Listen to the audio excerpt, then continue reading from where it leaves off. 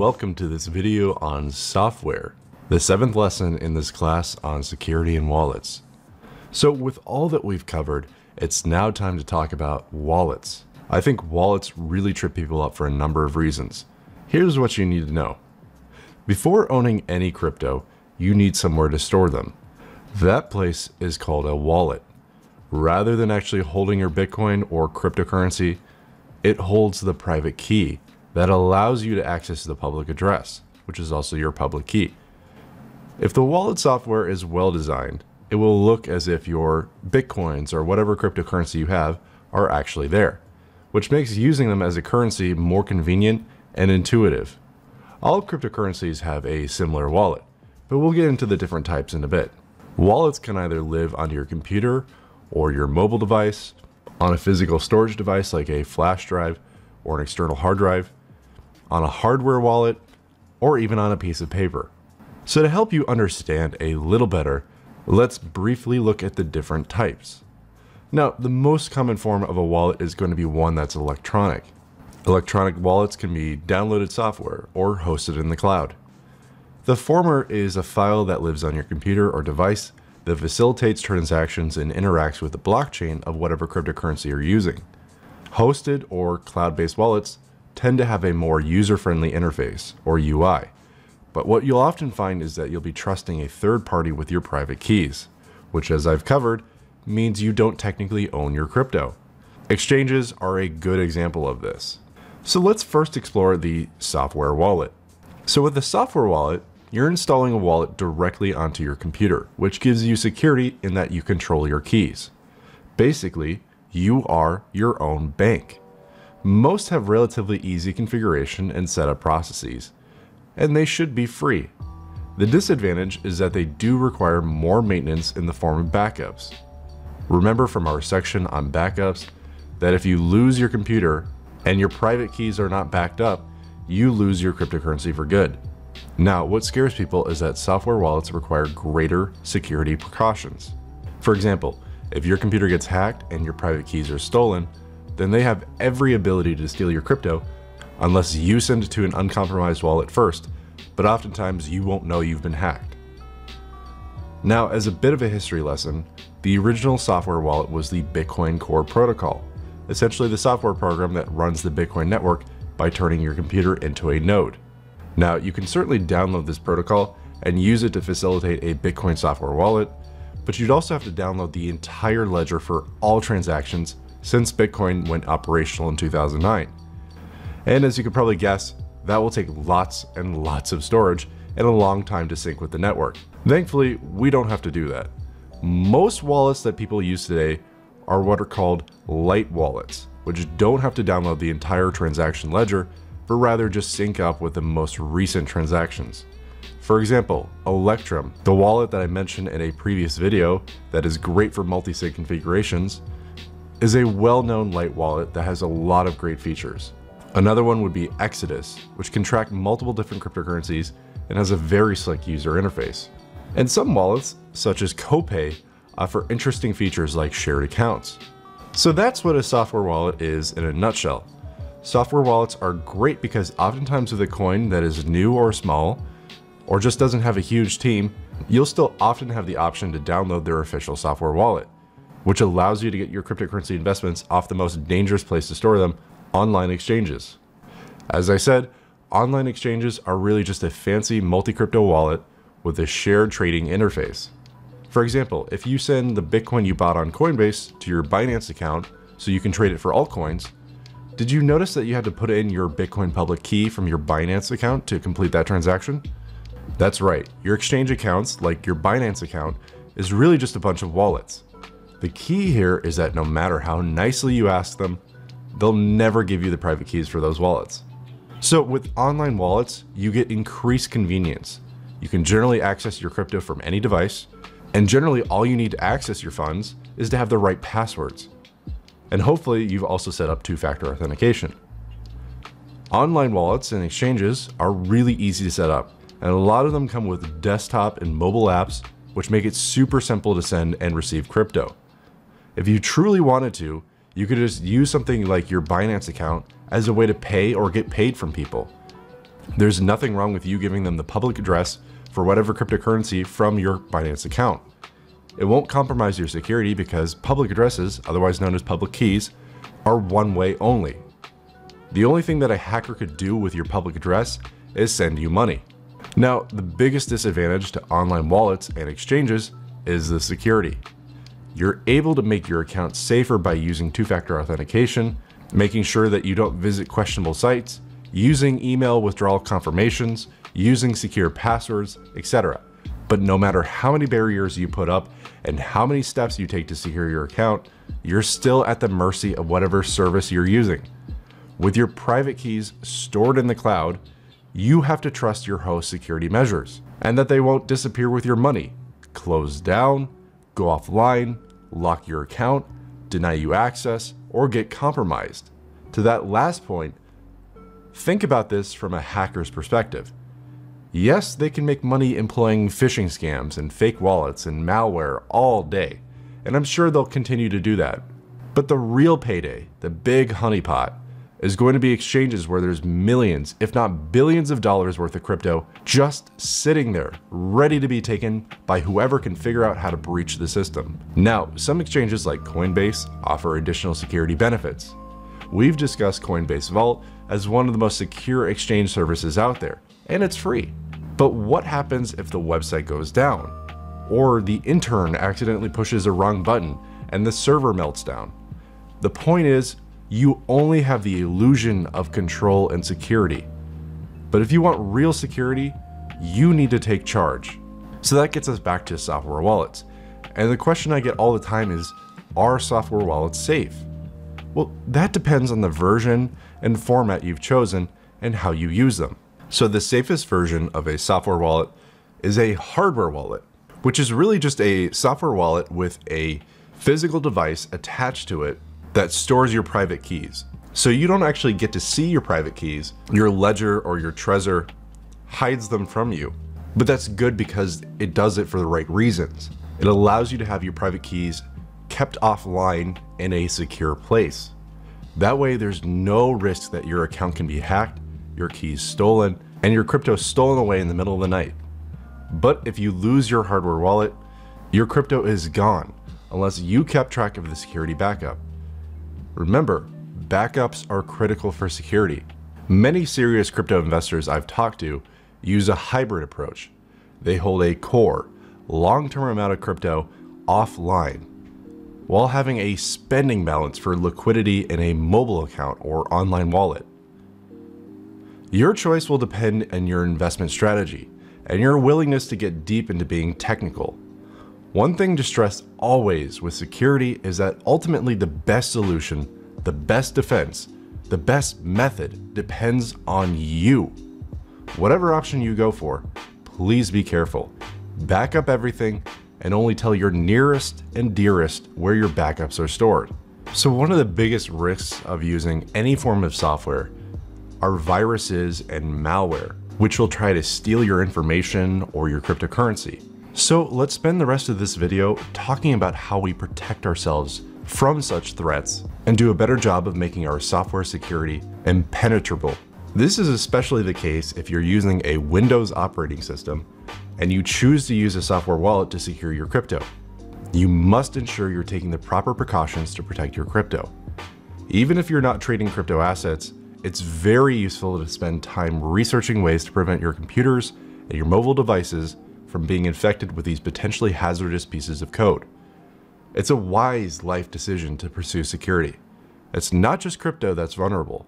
Your traditional financial assets, your online banking, your identity, all are vulnerable and all will be at risk of being compromised in the future if you take a carefree approach. You wouldn't leave a nice sports car parked unlocked in an unsafe neighborhood, would you? Then why would you leave your computer open to security risks? As I've made clear, security is a mindset. So know and follow safe computing practices. Let's assume that your regular computers have the potential for being compromised. What's your best option? Well, if you're tech savvy, consider setting up, learning, and using a Linux machine. They're far more secure than a Windows or Apple system and less susceptible to viruses and malware. Now, this may be taking security to paranoid levels, but for some people with considerable investments, it's a smart choice. If you're going to go the Linux route, I highly recommend the Tails Linux distro, as it's a security-focused, Debian-based Linux distribution aimed at preserving privacy and anonymity. All its outgoing connections are forced to go through Tor, enabling anonymous communication, and all non-anonymous connections are blocked by default. But if you've never dealt with Linux, there's really no need unless you really want to go 100% after security. Other than Linux, another sensible option might just be to purchase a brand new laptop from Best Buy and use it specifically for your crypto activities. As long as you never visit more than a few websites for your crypto activities that you've got bookmarked, that laptop should remain pretty safe, especially if restricted to a secure home connection, using a VPN like we discussed, etc. Be sure to only use that machine for very specific purposes. For example, it doesn't need to be visiting a site like CoinMarketCap because you're able to do that on your main machine. Limit exposure and you limit risk. So one question I inevitably get is the need for antivirus software. People make the assumption that antivirus, anti-malware software is going to be some miracle solution that protects them from all the bad stuff out there.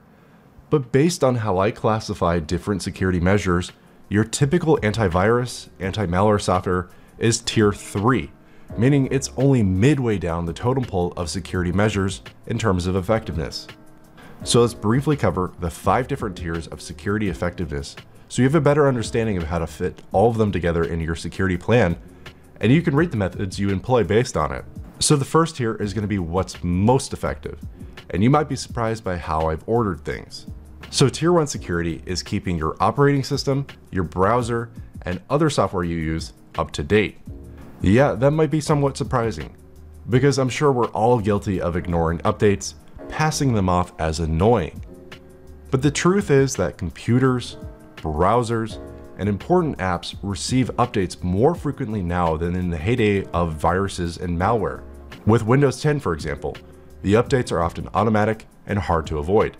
And that's a good thing, because you shouldn't delay these updates, as they often contain important security fixes. And if you're using a Mac, Mac OS can also install automatic updates, and even automatically applies updates to apps you've downloaded through the official App Store. Chromebooks will automatically update when you restart them.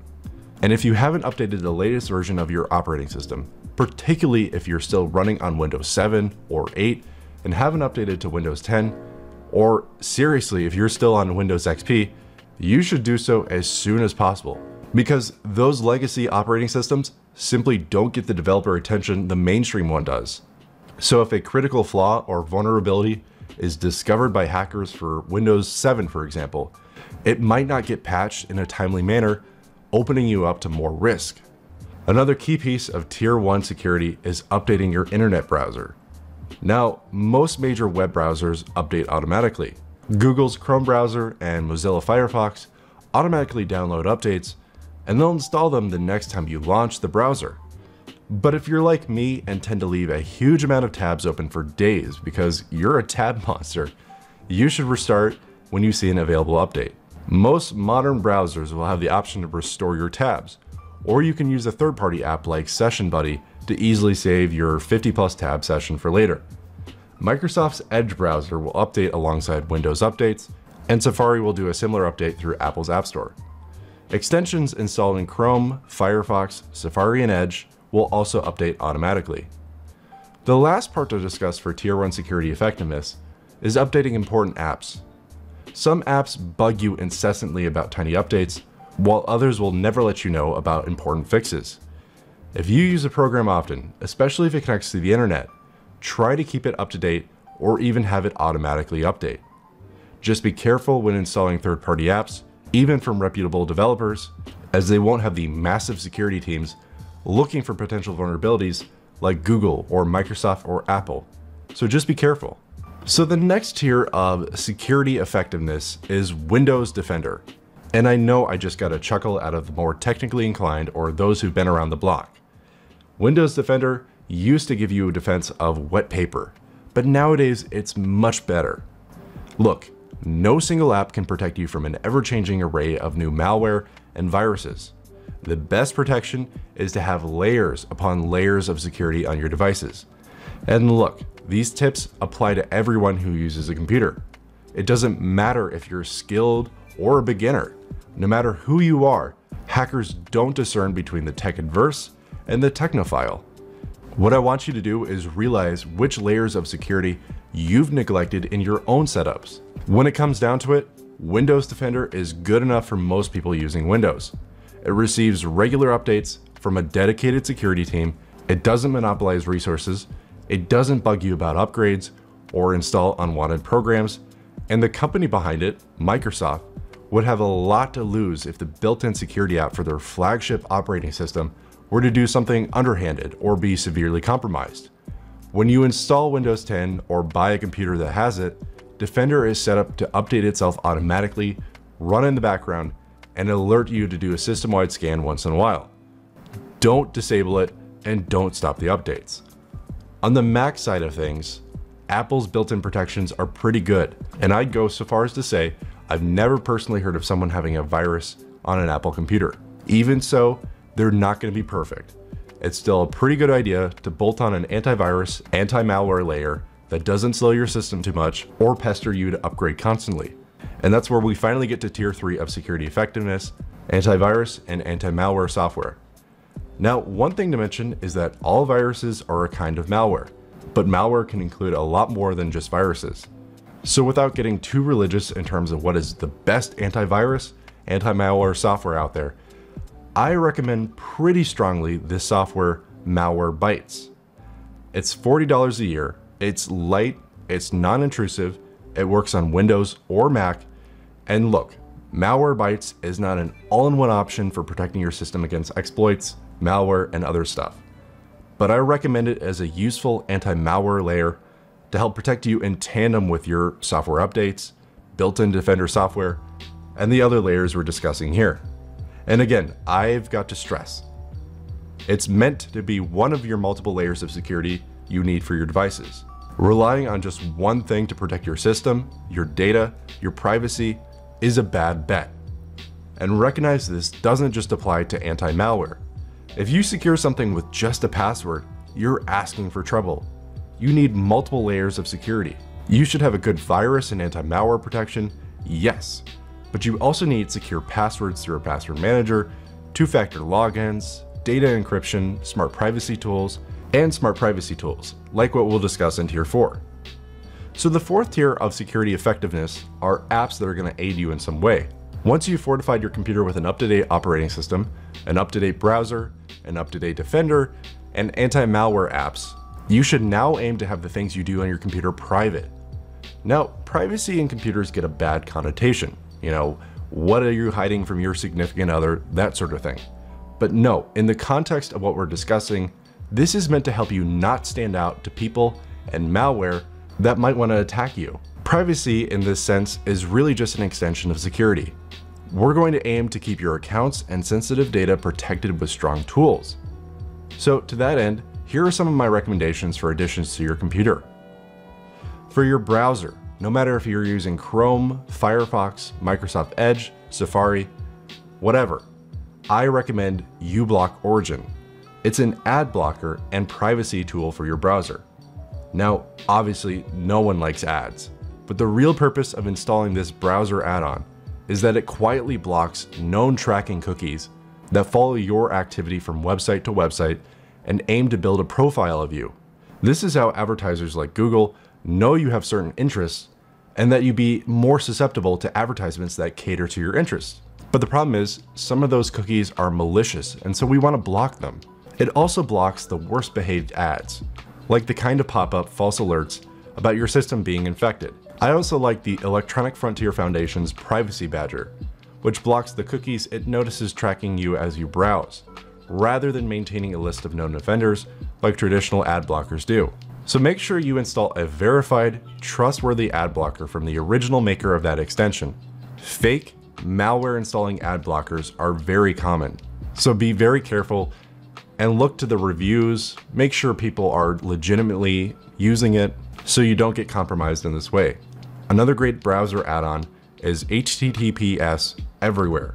And this is because while many sites have shifted towards using an encrypted connection by default, too many sites offer it as only an option. This extension forces as many sites as possible to encrypt the page you're using and ensure your browsing is a more private affair. With this add-on enabled, the owner of the Wi-Fi you're using, the network administrator at work, and your internet service provider can only see that you're on google.com, for example, but not google.com/news. And that's an important distinction.